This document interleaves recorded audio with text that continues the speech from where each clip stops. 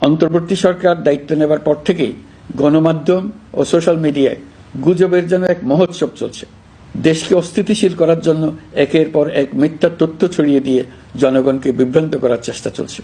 অভিনব সব প্রক্রিয়ায় গুজব ছড়ানো হচ্ছে। এক ছবির সঙ্গে অন্য ছবি জুড়ে দেওয়া হচ্ছে। ঘটনা একটা, ছবি আরেকটা, এরকম ফটোকার্ড বানিয়ে অন্য দেশের ঘটনাকে এই দেশের ঘটনা হিসেবে চালিয়ে দিয়ে সোশ্যাল মিডিয়ায় তোলপাড় করে ফেলছে। যতই নির্বাচন কাছে আসবে এর রূপ আরো ভয়ঙ্কর হতে থাকবে। কারা এর পেছনে আছে, কেন আছে, তা আপনাদের সবারই জানা আছে। আমরা এই গুজব ও মিথ্যা তথ্যের প্রচারণা রোধ করতে জাতিসংঘের সহযোগিতা চেয়েছি। জাতিসংঘের মহাসচিব এর মোকাবেলায় আমাদের সহযোগিতা করবেন বলে আশ্বাস দিয়ে গেছেন।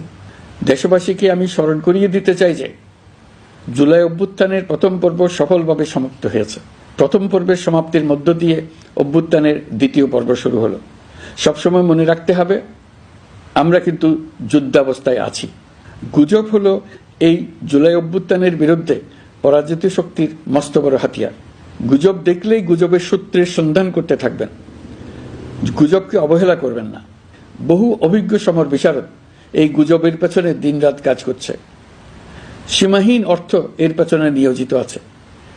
এর মূল লক্ষ্য জুলাই অভ্যুত্থানকে ব্যর্থ করা। আমরা তাকে ব্যর্থ হতে দেব না। আমাদের সামগ্রিক ঐক্য পলাতক শক্তির গায়ে জ্বালা ধরিয়ে দিচ্ছে। তারা এই ঐক্য ভাঙতে চায়। তাদের অভিনব কৌশল আপনি টেরই পাবেন না। আপনি বুঝতেই পারছেন না কখন তাদের খেলায় আপনি পুতুল হয়ে গেছেন। আমাদের সচেতনতা এবং সামগ্রিক ঐক্য দিয়েই এই গুজবকে রুখতে হবে। পলাতক অপশক্তির ষড়যন্ত্রকে ব্যর্থ করে দিতে হবে।